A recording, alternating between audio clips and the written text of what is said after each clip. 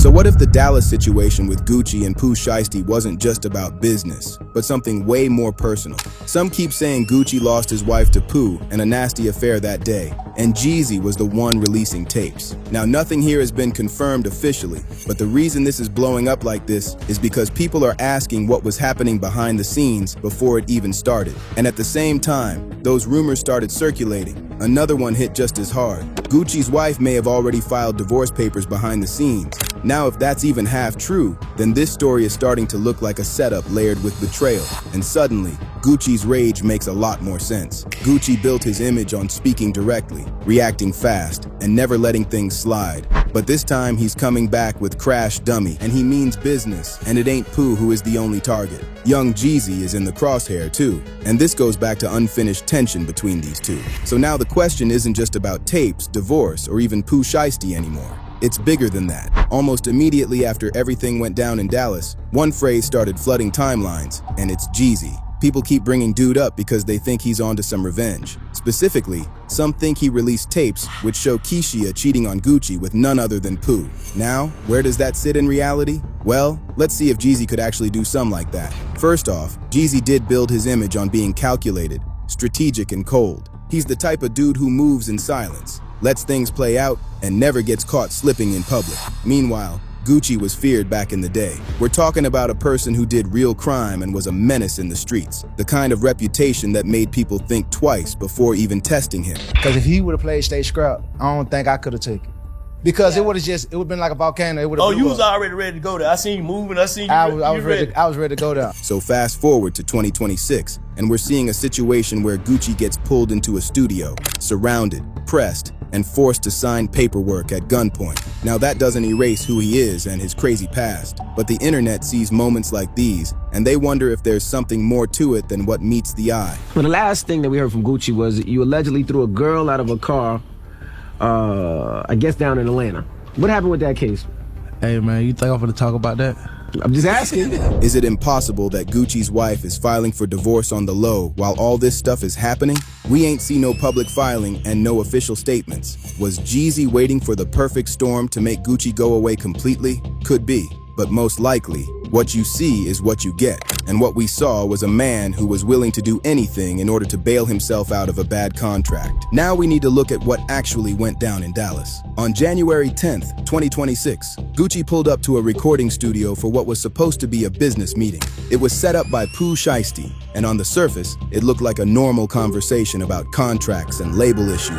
But according to feds, this wasn't a meeting that just went wrong. It was a setup from the beginning. 9 people were involved, not just a couple guys pulling up, but a coordinated group moving together. They entered the studio, took control quickly, and started separating people into different rooms. That's when things escalated. Guns came out almost immediately. Inside one of the rooms, prosecutors say Pooh Shiesty pulled out an AK-style weapon and pointed it directly at Gucci. Then came the demand. Sign the paperwork. No negotiation, no delay. Right there under pressure. Those documents released Pooh from his 2017 records contract. At the same time, others in the group were robbing the remaining victims. Phones, jewelry, and other valuables were taken, turning the situation into more than just a contract dispute. This is why the case now includes kidnapping, armed robbery, and federal weapons charges. And here's what really stands out. This didn't feel random. The number of people involved, the way the victims were handled, and the fact that the meeting itself was used as the entry point all point to one thing. This felt planned, not spontaneous.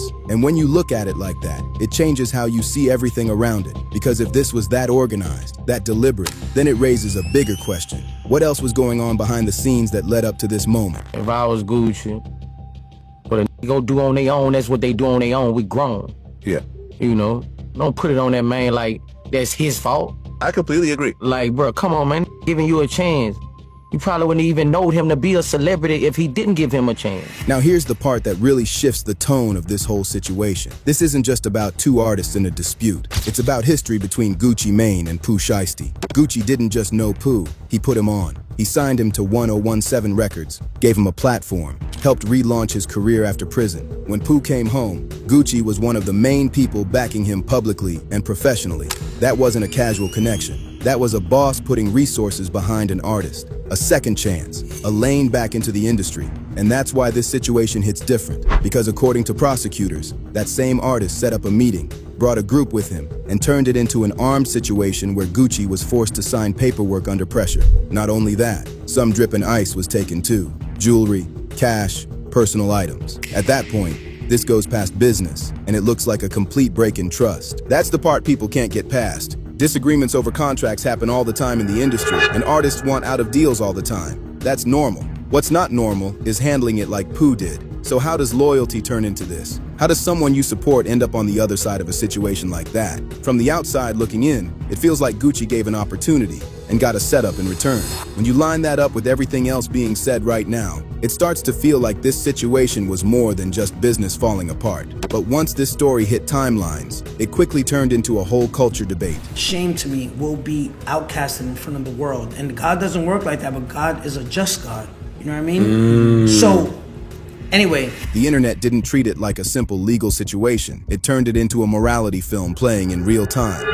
One side locked into survival logic, where every move is about self-preservation, legal pressure, and staying out the system. The other side locked into reputation logic, where loyalty, respect, and who stood on what matters more than anything else. And that split started shaping how every reaction landed. Some painted Gucci as a boss who got crossed in his own circle, while Pooh got labeled in completely opposite ways depending on who you asked. Victim of circumstances to some, and symbol of disloyalty to others. And that's where things got messy, because nobody even agreed on the lesson of the story. One timeline was talking about loyalty being dead in the industry. Another was saying, this is just what happens when street politics and fame collide. But when you strip the headlines away, a different story starts to form. Not about one situation, but about the system sitting underneath it. This is where the conversation shifts from people versus people to contracts versus control versus frustration.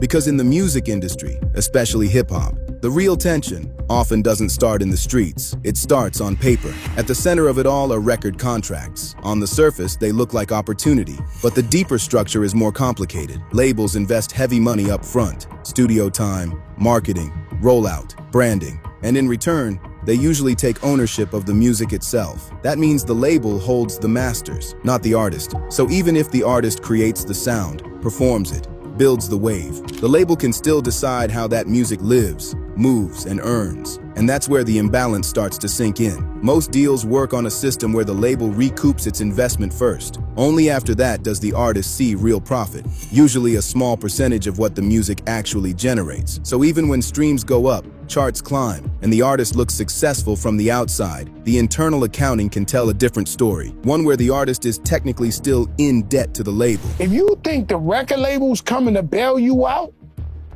you know, I know they support you at the beginning or whatever. You got Lil Durk right now. Lil Durk is facing life, right? If you think he's thinking, I don't know, man, God bless him if he's thinking the record label won't say. I don't know about none of that shit. And that gap between public success and private frustration is where pressure builds. Now, layer in control. Many contracts don't just cover music. They stretch into tours, merch, endorsements, and even branding decisions. That means the label doesn't just shape the sound, it can shape the entire career path. Release dates, features, visuals, sometimes even what drops and when, can sit under label approval.